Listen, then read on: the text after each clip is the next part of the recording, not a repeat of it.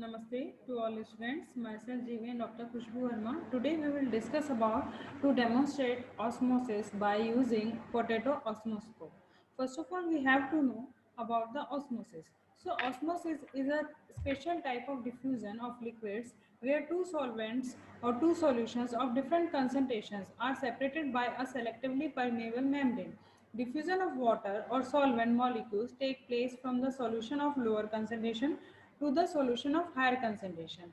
This is called osmosis.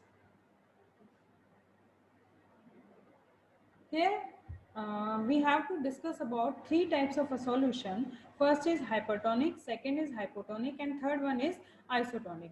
Imagine a system in which an aqueous solution A with high concentration of solute is separated by a selectively permeable membrane from an aqueous solution B with a lower concentration of the solute. Solution A is used to be known as hypertonic to the solution B, and the solution B will be hypotonic to solution A. In this situation, there will be a net movement of water or solvent molecule through the membrane from the hypotonic solution to the hypertonic solution by osmosis, because in the hypotonic solution water or solvent concentration will be higher in comparison to hypertonic solution. This will continue until equilibrium is reached, means water or solvent concentration when reach equal at the both sides. At this point there is no further movement of water or solvent, and two solutions are known or described now as a isotonic. How to demonstrate the osmosis process? So the process of osmosis may be demonstrated by the simple osmometer, which is a Thistle Furnal experiment, or we can perform potato osmoscope process. Demonstration of osmosis in a living system can be done by using potato osmoscope. A potato is peeled and one side is flattened, which serves as the base. A cavity is made in the potato and filled with concentrated sugar solution, and a pink mark is made to indicate the initial level. This potato is then placed in a beaker which is having colored water for some time. Now we go for the observation. So it is observed that the sugar solution in the cavity of the potato becomes colored, and level rises. This observation proves the entry of water into sugar solution, which is filled up in the cavity of potato through the potato tissues, which serves as a selective permeable membrane. Next important term is plasmolysis.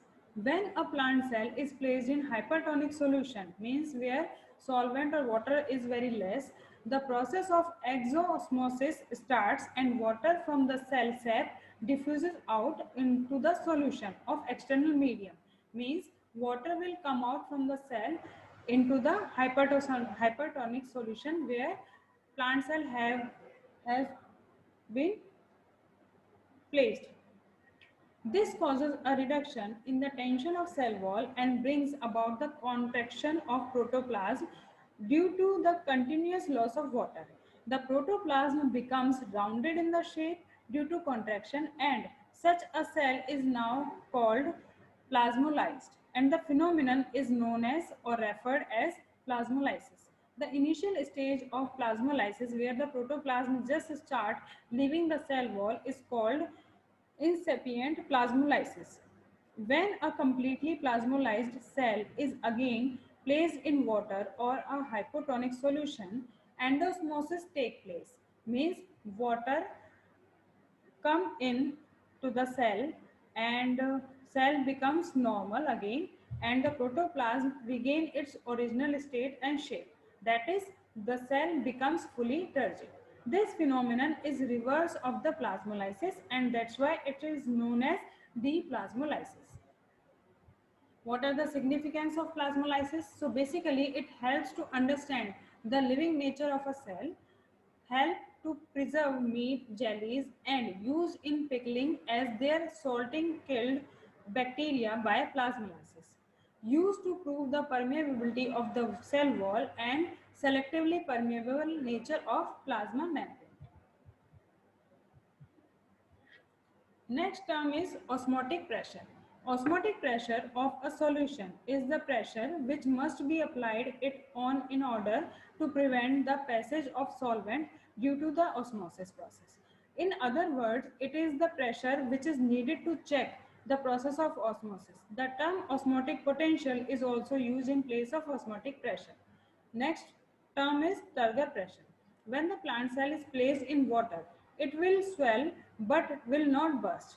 Due to the negative osmotic potential of the cell sap, water moves into the cell and causes the plasma membrane to press against the cell wall. This pressure responsible for pressing the plasma membrane against cell wall is called turgor pressure. Turgor pressure may be defined as the hydrostatic pressure developed inside the cell on the cell wall due to endosmosis. Next term is wall pressure. As a result of turgor pressure on the cell wall, the rigid cell wall exerts an equal pressure in the opposite direction, which is called wall pressure. Under these conditions, the plant cell is said to be turgid. When wall pressure becomes equal to turgor pressure, entry of the water into the cell stops and water potential becomes equal to that of the environment. Now, next term is diffusion pressure defect or suction pressure. The pressure exerted by diffusing particles is called diffusion pressure. When solute is added, the diffusion pressure of a solution is lowered.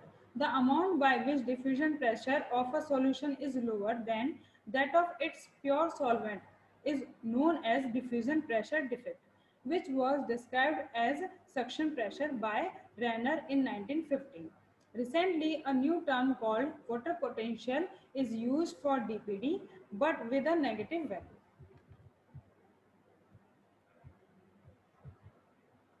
So here this is the sum up of this session, and this session is powered by digital version 2.0 Jyoti Vidyapeeth Women's University Jaipur.